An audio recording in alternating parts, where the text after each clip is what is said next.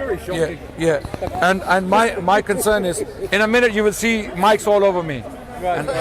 So why is it they always come out when it's white children? no, that's another question. That's another question. You know, two things that came out of the march very loudly and clearly, that these people are standing for freedom of speech, and they are standing to protect their children against abuse. Against abuse, amazingly. And little do they know that most Muslims in this country, in fact, I would say, standing in their group, they yeah, don't know. yes, the majority. You see, what they were talking about is child grooming. You know, grooming gangs. They were talking about some grooming gangs up north, right? In Huddersfield, places like Rochdale, there were cases there, and appalling cases of child abuse. And we believe that these people should be given the harshest of punishments, whether they are Muslim, white, black, green, blue, whatever they are, they must be given harshest of punishments. I'm speaking as a Muslim. On the other hand, these same people, when you ask them this question, those who are chanting that we want to protect our children against grooming gangs. Why? Because they are Asian and Pakistani. The reason why they're so grieved and so angry is because these grooming gangs are Pakistani. And you know what? I am with them. That these people, these scumbags who abuse children, they should be given the harshest of punishments.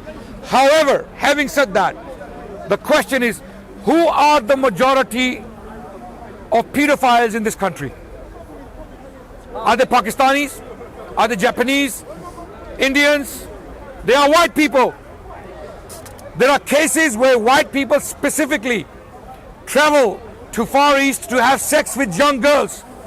In some cases, boys. They're going to Vietnam, they're going to Cambodia, they're going to India to have sex with children. Okay? We do not see any marches against them. We do not see Tommy Robinson talking about them. Yeah. I saw a video.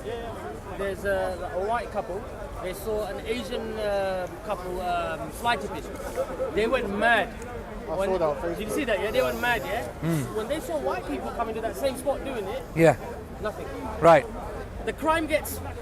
Apparently, it's a crime. So magnified. Brown people do it. Yeah. When it's white people do it, even if they chuck litter on the Our floor, ant, it's okay. our ant looks like an elephant, and the elephant looks like an ant. Okay. So it's demagnifying or it's magnifying, right? So when a Muslim, for example, with someone of some scumbag with a Muslim name, who happened to be born in a Muslim family, who has nothing to do with Islam, how can you be a Muslim and do that to children? That's impossible, right? If you are an observant Muslim, if you care about Islam, you can never be even, you can't be cruel to an animal. You can't even be cruel to an animal, right? What about a human?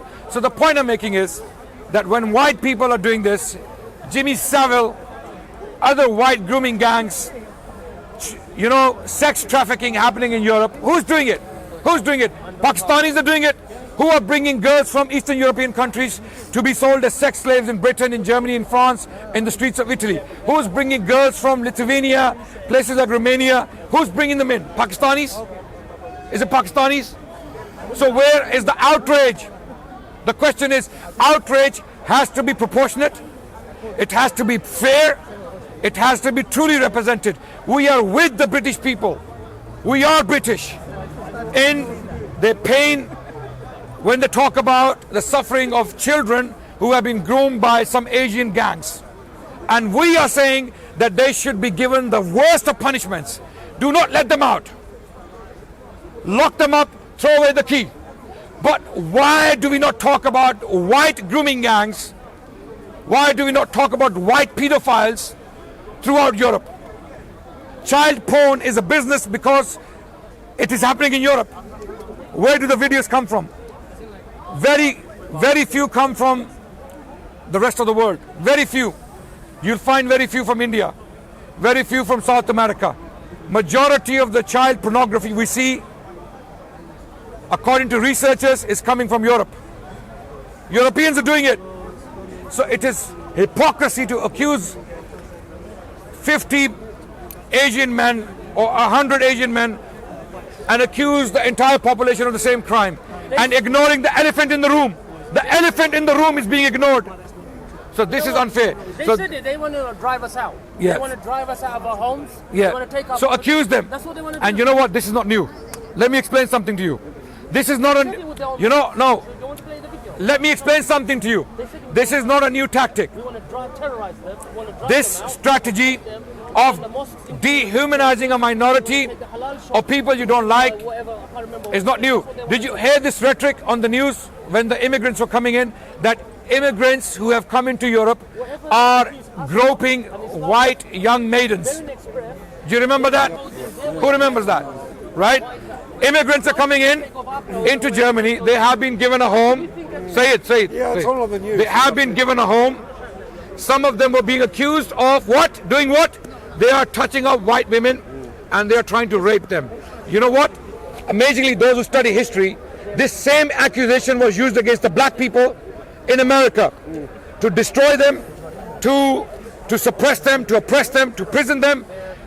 What was the accusation?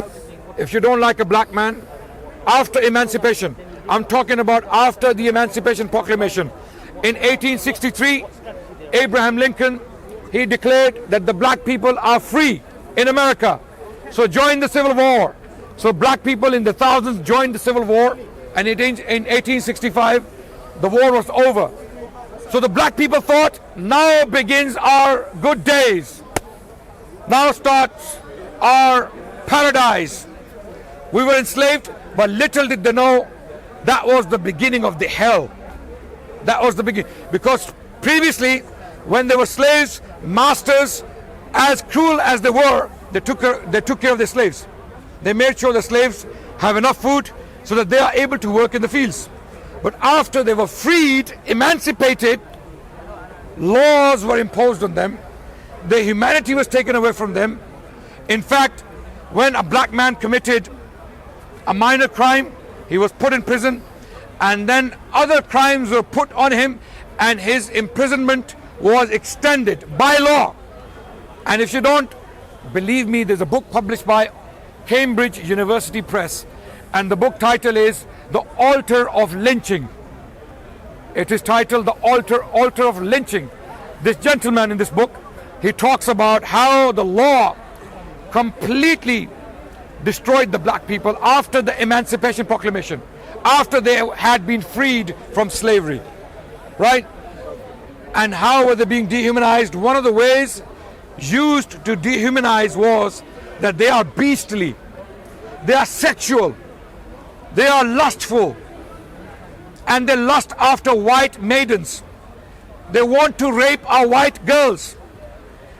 This is one of the ways used to demonize or dehumanize the black people, so that there is no sympathy in the hearts of white people for these people, these black people. So when a black man was being lynched, instead of people crying for him, pleading on his behalf, people were selling popcorns. People were selling popcorns. This happened in our history, in human history, less than 100 years ago. It was happening in the American South. When black men would be hanging from trees, there would be people selling hot dogs. It would be a spectacle. There would be thousands of people watching the lynching of this man, most likely to be innocent. Very soon. Most likely to be innocent. And one of the ways, or one of the accusations that came forward very often was, oh, he raped a white woman. And as the record shows, many of these accusations were actually false. Same thing is happening today. This grooming gang business, this grooming gang rhetoric is the same smoke screen.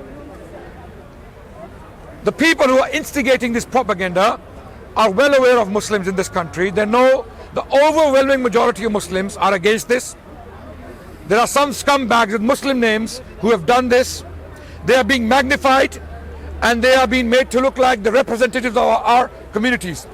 On the other hand, the elephant, as I talked about in the room, is not looked at. Majority of the pedophiles in this country statistically are white people. They come from the white background. I don't know about the world, because I'm sure it's happening in China, it's happening in India. Yeah, I wouldn't say in the world. We have to be fair in our criticism. We have to do justice. But in this country, now one may argue that's true, but proportionally, Asian people are bigger culprits because their population is less and they are more involved in this. Even that's a lie. Even that's a lie. Go and check statistics and you will see. So the point is, this rape of the white maiden by the savage blackie or the savage Asian is not something new. It was used throughout, even during the Indian mutiny in India, when the British were trying to control India with an iron fist, and the natives rose in mutiny against the British Empire, right? And when some of these mutineers or rebels were fighting their masters, the English or the British Raj, the government, one of the accusations against the rebels was they are coming into English homes and they are raping white maidens. And to get the public opinion on their side to commit atrocities on a grand scale, on an industrial scale against the mutineers, they were publishing these news reports, fake reports, false reports in Britain, in London, to get the public opinion on the side of those who were massacring the population in India. In this case, the British Raj, the officers of the East India Company. How was the opinion turned? Even Queen Victoria had to write to the generals in India to stop this massacre, stop this murder of the native Indians. Enough is enough, because she heard about certain massacres. And how was it justified? That these Indians, these savages, are raping our women. Therefore their blood is halal. Their blood is fair game. And if you don't believe me, there's a recent book, I like to give references so that you don't think I'm making up things. There's a history of one family, one Scottish family in India that governed for a long time. And the book is titled The Tears of the Rajas. The Tears of the Rajas is a chunky volume. This man, he is writing a history of his own ancestors who were serving under the East India Company. And in this book he documents the atrocities of his own great-grandfather. And he himself is a very humane, or a human person, of course, who condemned the atrocities committed by his own great-grandfather. So the picture is much larger than we may think. You think this rhetoric of hate, this xenophobia, this dehumanization of the other is something new. It has happened many times before. History is repeating itself today. Thank you so much for listening to my speech, and I am now done with it.